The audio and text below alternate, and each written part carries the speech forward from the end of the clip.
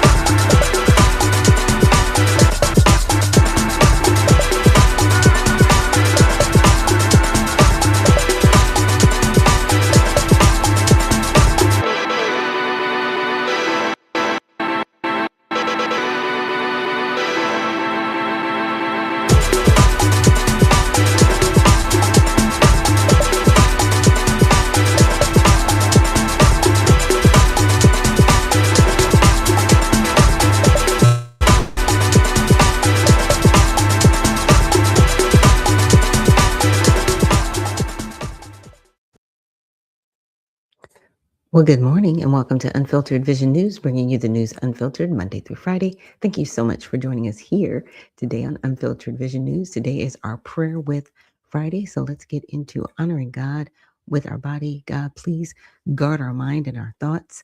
God, help me fix my thoughts on what is true and honorable and right and pure and lovely.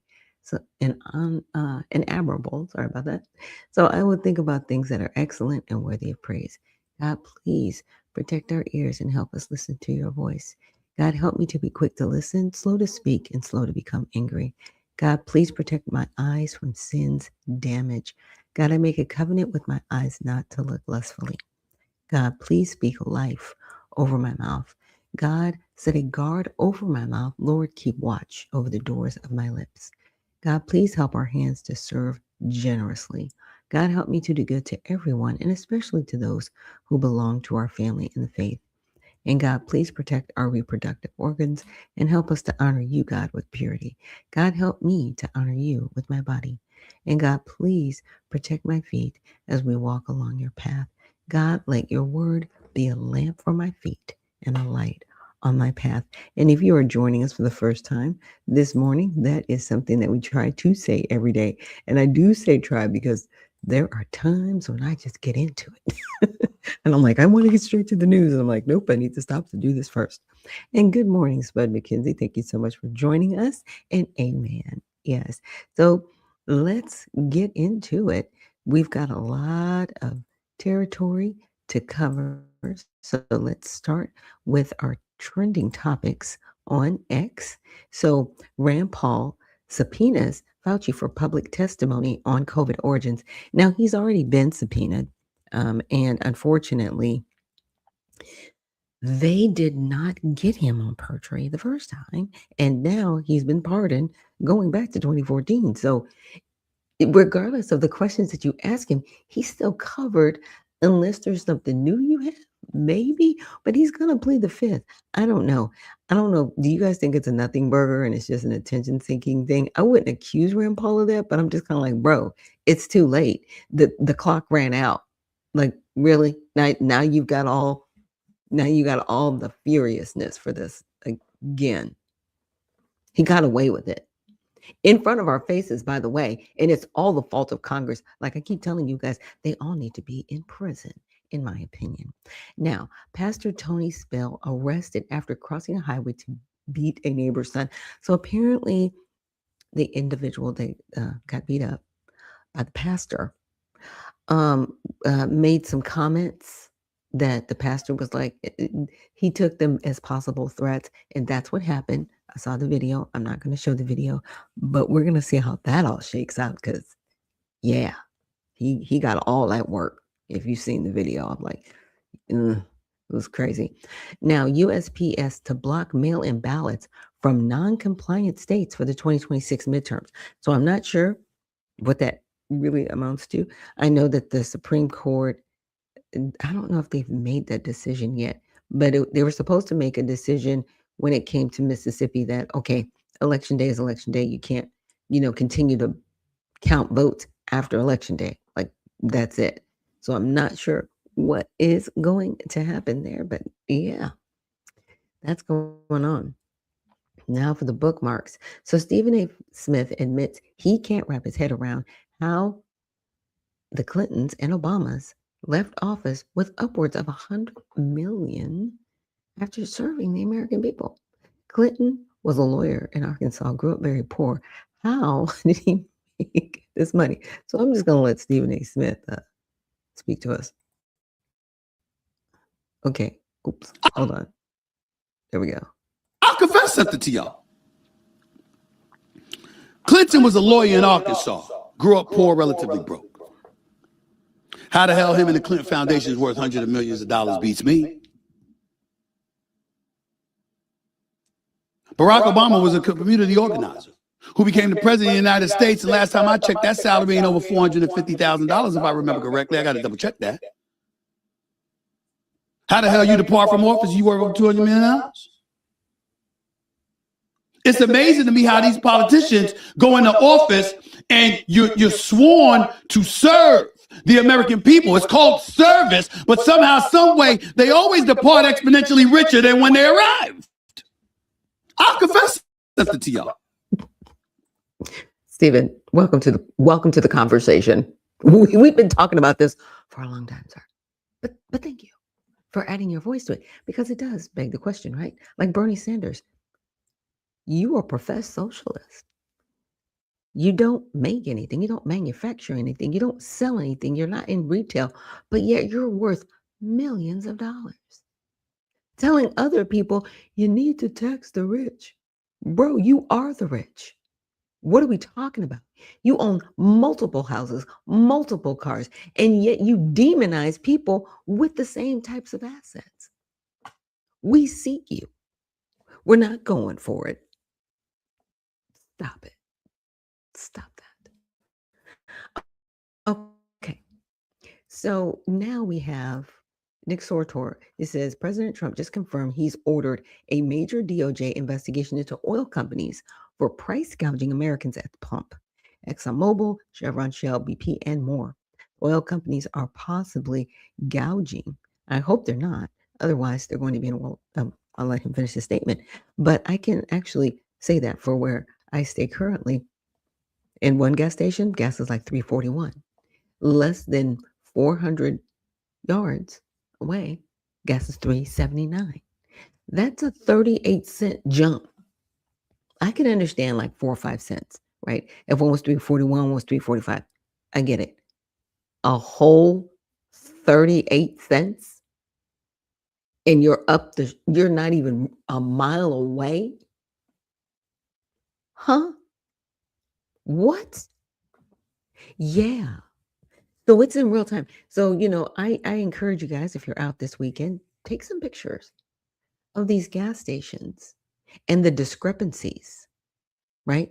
And who they are, because there are gas stations out there that are really trying to follow what they should be. Because, gas should be well under $3 right now, because I want to say the price of oil per barrel is like at $70, almost $69, $70. And some people are saying, well, it's because we don't have our reserves are down or what.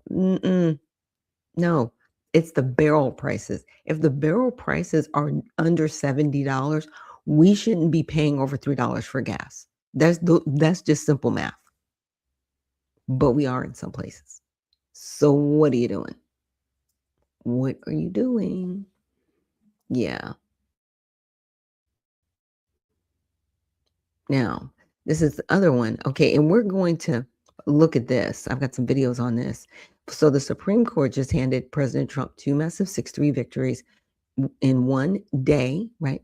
And the left is panicking. So Haitian TPS is terminated. 350,000 were here on temporary status, can now be deported, right? The courts can't stop it this time because they've been doing it. That's why it got up to the Supreme Court. So you can't tell the president what to do when his job is the border. Just saying. And asylum seekers are turned away at the southern border. And we're going to get more into that. So I'm glad some of these moves have been made in relation to the border. But then it gets into a broader conversation with birthright citizenship. And it's really interesting, the conversations that have been had. Now let's transition. Now we're going to get into hair toxins.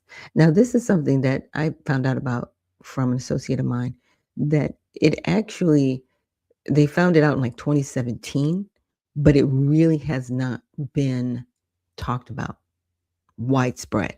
And these chemicals are causing cancer and all types of other things. But I really look at, where's the FDA been in all of this to really warn people? With a break from school, summertime is synonymous with braids for many Black women and girls. But new research reveals toxic chemicals are lurking in some of the very products often used in styles designed to provide this protection. Chief Consumer Investigator Zanetta Lowe shares what this means for you and the one question you should be asking before getting your summer braids. Summer is the season for braids. These are knotless braids, knotless box braids. A timeless tradition for Black women and girls who can rock a style perfect for protecting natural curls and coils. Nice smile, nice braids, but while protection is the key word used for these styles, what's being exposed more and more is that this is not protection for more reasons than one. The companies supplying the hair these products, they are lacing the hair with chemicals that's behind a lot of health issues with Black women, including irritation to the scalp, allergic reactions, respiratory issues, neurological issues, brain and nervous system damage, lupus, hormone disruptions causing fertility issues, and metabolic problems like weight gain or diabetes. This stuff is causing fibroids and cancer. And guess who's producing these products? Lacing them with all these chemicals to sabotage Black women, destroying their health, all to make money. Y'all already know. The same people feeding you the mystery meat. My name is Sarai Bennett, and I work for WREG News Channel 3. I'm a digital content producer. Sarai likes to switch it up. The box braids are her latest look, making summer maintenance much easier. You can just wake up and go. Wake up and go wherever you have to go. But for Sarai, wearing braids isn't just about convenience. The style makes a statement. I really feel like braids just represent a freedom of expression. The tradition itself dates back centuries before and after slavery, when braid patterns served as maps of escape routes or held Nervous system damage. Yes, it's extremely harmful, and there's way too many reports out here proving it. I was shocked. It confirmed our suspicions. People have thought, what is in this stuff? But we never knew. Ginger Kiles is a managing editor at Consumer Reports. Last year, they tested some of the most popular synthetic braiding hair products on the market. All but one of them, so 90% of them, contained heavy metals. And all the samples contained carcinogens. And 3 of them contained a known carcinogen called benzene. It's known to cause acute myeloid leukemia. Wow, look at that. Leukemia. Consumer Reports followed up and recently tested 30 more products, including samples of human hair, often considered a safer alternative. We were floored by the amount of lead in the human hair. They had by far, the most lead that we had ever seen. How surprising is that for the people that thought it was only synthetic hair? The human hair was actually worse. 100% of the products also contained volatile organic compounds like acetone, along with low levels of carcinogens. When you think about the cumulative effect of having those substances sit on your skin and on your scalp for such a long time, it's concerning. Yeah, we're talking about direct contact with your skin, right on your head, your scalp. Yeah. So I will leave the link so you guys can watch that video all the way through. But, of course, I ran it through Grok, and it was very interesting. So it says, the concerns in the video are legitimate based on independent testing and cumulative exposure via scalp contact is a real issue, right? But government knowledge and liability for not warning earlier don't appear to form a strong basis for a claim against the US. And that's why I asked. I was like, can't there, be some help? But apparently, with the FDA, they have limited authority. Cosmetics aren't pre-approved like drugs. So the FDA acts post-market on adulterated, misbranded products based on evidence. Now, of course, you guys know I like to rock my wigs and different things like that. So now I've got to be like, okay, because I don't wear braids. I have braided wigs, right? Because it's just too heavy on my neck, so I don't wear them. But yeah, I definitely won't be getting my hair braided. So even though, we're looking at this, some people call it a ban, some people call it a boycott. Now it's just a health issue. Now we really need to look at, okay, we need to start rocking our natural hair. I know, and I've got to lead by example, y'all. And I like my wigs. It's going to be hard. I'm going to be whining. But I'm going to see what I can do. I'm just saying. I like wearing my wigs. So this is going to be difficult. But at some point, we're going to have to, figure this out. Because like I said, I don't know if it applies more to braiding, right? Because it's all synthetic chemicals, right? Within this hair. So is it me, wearing, because, women have worn wigs for a long time. I mean, we're talking since Parliament, right? They still wear wigs in Parliament, which is crazy. But yeah, so that's really, what we're looking at and wanting to be safe. So the next video we're going to get into, this is talking about the alleged assault with a member of Congress. Now, members of Congress, as you guys have seen over the past, like maybe year and a half, they've been showing up at the detention centers. We want to have oversight. We want to go in. We want to do all these things. But it causes more of a spectacle than anything because they were pushed out. And I was under the impression where I was like, okay, if you haven't made an appointment, you just can't show up. Yes, even if you're a member of Congress, like, what are you doing? It's weird. It's like you just want the cameras rolling so it can make it seem like you're being pushed out. But maybe you just need to make an appointment earlier. Just saying.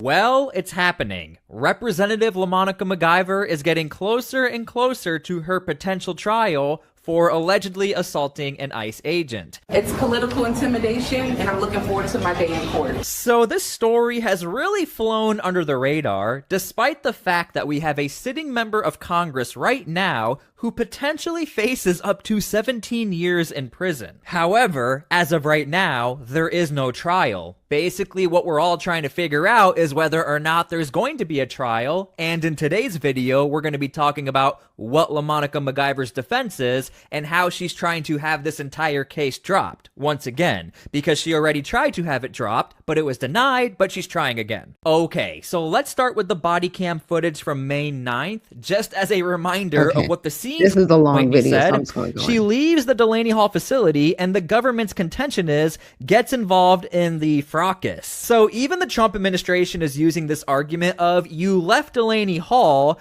and you are blocking off an arrest. Again, the media really failed to cover that part of the story, and there were a lot of other things going on, but this part of the story to me is the most important part. They got to Delaney Hall, they were there to do oversight, but then came back went back in, and then did the oversight. But when they left Delaney Hall, there was that clash. But the point here is, who do you blame for the clash? The federal agents, or do you blame the members of Congress, LaMonica MacGyver, who's being accused of assault? Trying to send me to jail for 17 years. That's very frightening. I mean, it's exhausting. It's stressful. I think that even the Department of Justice knows that this case is extremely bogus and that it makes no sense. But once again... But here's my thing. Why were you involved in that and you're pregnant? Because this just happened earlier this year. Just pointing it out. As I always say regarding this administration, the point of it all is cruelty. The process is the pain for them, and they enjoy that. And they're watching me, a new member of Congress, go through that, being stressed out, being, having to raise money for this case that I'm not getting free dollars, while they get to use your tax dollars to charge me. Literally, I have to go through this. My family is stressed out about it. Obviously, I have a big belly bump in the front of me, as you all can see. It's exhausting and it's tiring, and we should not be spending taxpayer dollars to prosecute their members of Congress for them showing up to do their job. So that was a video from yesterday of LaMonica MacGyver still arguing that she did nothing wrong and how this is a very stressful process. And again, I will say I can see why she's stressed out and probably why she might be a little afraid, because these same arguments, again, they were already dismissed. So LaMonica is also turning this into not only a Republican versus Democrat issue, she also very recently in this interview is actually appealing to Republicans. Check this out. Yeah, you're absolutely right, Simone. It's not just about me. It's about our complete establishment, right? And that's why I'm always reminding Republicans, like, you're laughing, thinking this is a joke and this is a game, watching what's happening to me. But Donald Trump is not going to be the president forever. Hold on. Your complete establishment? You're not an establishment. You're supposed to be there serving the people. The mindset is really interesting. And basically, he is trying to set this precedent that it's okay to basically prosecute a member of Congress for showing up to do their jobs. And so again, I do want to point out showing up to do their jobs. But when you say showing up to do your jobs, if you're interested in this story, I think people want to know what exactly is going on. You can also maybe get the implication that no one was able to do their job, but again, they were able to do the oversight. I really want to make that clear and nail that point here. This is something that can happen to Republicans as well if Donald Trump can get away. Okay. Now I do have the rest of it below. Now the interviewer says you're protected by the speech and debate clause. She's actually not. You're only covered by the speech and debate clause when you are in your official capacity. She's not in her official capacity being at Delaney Hall. She's not. Nobody asked her to go there. That's on your own time. If it was uniformity and all the members of Congress said, okay, on Wednesday at 2:00, everybody in all 50 states, we're going to all of our ICE detention centers that are there to do a uniform congressional oversight. And it's all uniform and we're all going to do it. Then you could say you were in your official capacity because other people are actually doing it in alignment with you. And it is a part of your duty. This isn't. It really isn't. It's really weird, the argument that she's trying to make. And so, of course, you guys know, I put it through Grok. Now, Congress exercises oversight over DHS detention facilities through its constitutional powers, legislation, hearings, investigations, and direct access rights. Okay, so apparently in 2020, they reaffirmed in later acts like 2024 consolidation of appropriations that prohibit the use of appropriated funds to block members of Congress, right? Those are funds. That's not saying that you're supposed to go to these detention centers. So it's really weird. So key provision, no funds may be used to prevent a member of Congress from entering any facility. Okay, so you can't do that, right? Operated by or for DHS used to detain or house aliens. Nothing in the law requires prior notice for members, right? Generally need 24 hours, right? Just something. Facilities cannot make temporary modifications to alter what visitors observe. So they can't change anything in there. And they're saying there's nothing in the law that requires prior notice. Okay. But you still have to give some type of notice, just respectfully. But what they were doing, they were just showing up. I'm a member of Congress. I can just be in here. No, you really can't, because there are logistics. And that's why she actually even got arrested. The whole thing is just really, really, really weird. So this has been a subject of recent litigation with courts to restore unannounced access, right, amid reports of denials and added notice requirements, right? So members can speak to detainees and inspect conditions. All right. So again, they've got the power of the purse. So Congress passes laws governing ICE operations, detention standards, and creates oversight bodies like the Office of Immigration and Detention, Ombudsman, OIDO. I am so sick of these things being created that cost us money, that just cost us. Oh, people are broke, can't put gas in their car, can't put food on the table, but hey, we've got this Office of Immigration and Detention. We're just throwing more money at something. I'm so sick of y'all. I want everybody in Congress in prison. Just go away. And we need to start over. We really do. If we had questions for you guys, just to kind of like process elimination, we might end up with 10 people between the House and the Senate that could actually stay to work and do a good job for the American people, because you have forgotten who you serve.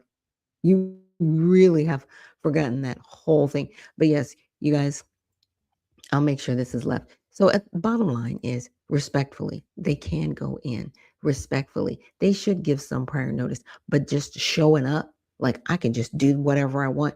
Actually, you can't, in my opinion. And that's just my opinion, right? Because Grok is giving me another thing. Well, technically, I was like, no, I don't think they can, because you're the legislative body. This falls in the administration. And there are some checks and balances. That's why we have 3 branches of government, apparently, right? But the Congress, they just want to dip in and out when they feel like it and say, well, I have power when I want it and when I don't want it. Just saying.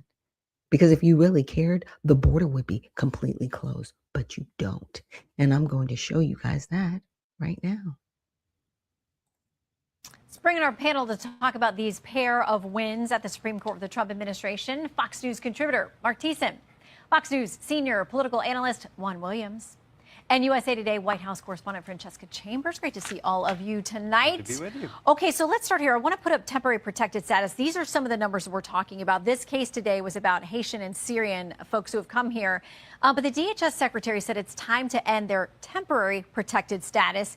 And Mark, the court said there's no judicial review of that. If the secretary says the situation's resolved enough that folks don't have that status anymore, they can be deported. Yeah, Ronald Reagan famously said there's nothing so near eternal life as a temporary federal program. Well, this is the T in TPS stands for temporary. It's supposed to be temporary status when it's not asylum, it's not refugee status, it's a temporary status, and you can apply to become for asylum when you're in TPS. It's a much higher bar because you have to explain a specific persecution you're facing as opposed to general bad conditions you're coming from. But this is the problem with what the Biden administration did with their open borders policy, is they let all these people flood in and claim asylum and temporary status when there were real refugees and people out there who really need this, and these people were economic migrants. And so millions of economic migrants came pouring into this country, clogging up the asylum system, clogging up this temporary status program, and crowding out real refugees who need our help. And so it lowered support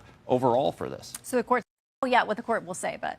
Well, but I think we saw the arguments and we saw what the justices had to say to the attorneys making the arguments, and it was pretty much overwhelming, even among the conservatives on the court, to say that given the precedent, which is now more than 100 years old, that if you are born in this country, you are an American citizen.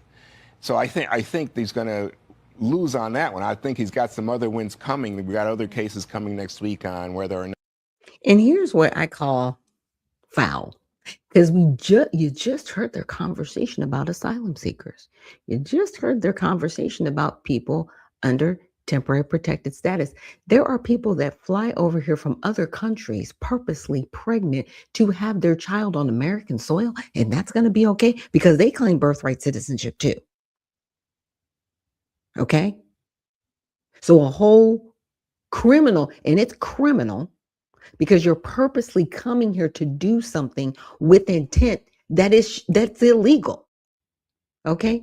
Now you just said we have borders, but yet those people that came over here, some of them under the TPS had babies here while they were here because they've been here longer than 18 months. They've been here for a few years. Temporary protected status typically lasts about 18 months. That's why I'm throwing that up there. Now, you just said they can't be here.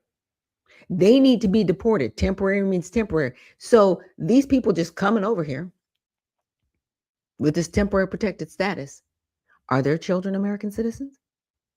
Huh? Because they get to be deported. But you're saying, well, there's already been a precedent, and no, it's laziness. You never followed the law properly. And now you want all of us to suffer for it. So now you're going to say, okay, we're going to protect the border, but yeah, you can still come over here and just have a baby if you want to. Are you listening to yourselves? You sound crazy. You have to shut it down. You have to call it back, because if you don't, we don't have a country, because people will continue to violate the border and have babies over here. What are you doing? Get it right. Yeah. And everybody here, if you came here after 1986, after we had amnesty, you were here illegally, you need to be deported, and that's it. Now, a lot of people might say, that's really cruel. No, it's not. You broke the law. Get out. You don't care about this country. Period. Period. And I dare anybody to challenge me on that. Anyone. You can't. You cannot. That is just being dishonest. It's completely dishonest. Stop it.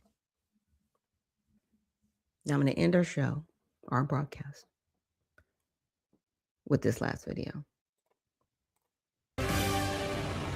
And a brand new episode of Sean's podcast, Hang Out with Sean Hannity, dropped this morning, featuring a real-life exorcist, Father Carlos Martins. Here's a sneak peek. These demons are very informed about every individual on this planet. That's what you're claiming. They're all informed about. Yeah. And you're saying in the middle of exorcisms, the dark force that you're dealing with may have knowledge about you. Not me. They will. Why not about you? Or secret information or hidden information? They always do. They do. It's a given. But not about you? About me, sure. Yeah. And about all of us. It will express it to you? Have you had it? So God limits what they can do with that. Right? So in other words, look, we're all sinners. If you're not right with God, if the sin hasn't been confessed, if that sin hasn't been handed over to God and then forgiven, God can't take away what you don't give him. Right? So he will not take away your sin unless you hand it to him. Otherwise, he's a thief. He's taking stolen goods that don't belong to him. But so if you've done your business with God, like, you better make dang sure. If you're coming in against the Prince of Darkness, you better be sure you're on God's team. The devil knows a lot, but God knows all. Yeah. Whose side are you on? There's a song that we used to sing in church. Whose side are you leaning on? I'm leaning on the Lord's side. Yeah. Are you? That's a bigger question. And everything that I've laid out before you, we definitely need to pray about. We still have, the Strait of Hormuz. Is it open? Is it closed? What's going on? A lot going on. But we just really need people to start serving, doing their jobs, and being honest, right? So let's go to God in prayer. God, thank you so much for this day. We're just so grateful for this week, so thankful that you have been with us. I know there's been different storms going on across the country and water damage. I'm just praying that you are keeping people safe through their travels, their homes, God. And we are just so grateful for the abundance that you've given us here in this country, God. We're really praying for those in positions of leadership, who are in positions of serving this country, especially with the Supreme Court, that they continue to make good decisions that are truthful, Father. That's all we want. We just want people to be truthful. We want to live in a society that's never going to be perfect, right? We got that. It's not perfect. But we at least want to be able to do the best that we can to serve each other honorably and honestly. And it's unfortunate that there are so many people that work in the political realm, and people just see them as liars and cheats and people that just really don't want the truth, God. And just as that reverend said, you need to choose which side you're on and whom you're really going to serve, God. And I'm praying for each and every individual that's serving in political office that you really work on their hearts, Father, to serve you and serve the people honestly with their lives, God. It's so testing and so trying. And we know that there are people out there that want to do the right thing. So I pray that you're with them and you give them that bravery to continue to do what's right by the people. And we thank you for everything that you're done, that you're going to do. We pray for protections going into the weekend, God, and praying for our families and friends and those who have lost loved ones, Father. We love you, and it's in Jesus, Yeshua's name we pray. Amen. So thank you guys for joining me on today's broadcast. And remember, stay well, stay focused, and stay unfiltered. We'll see you in the next one.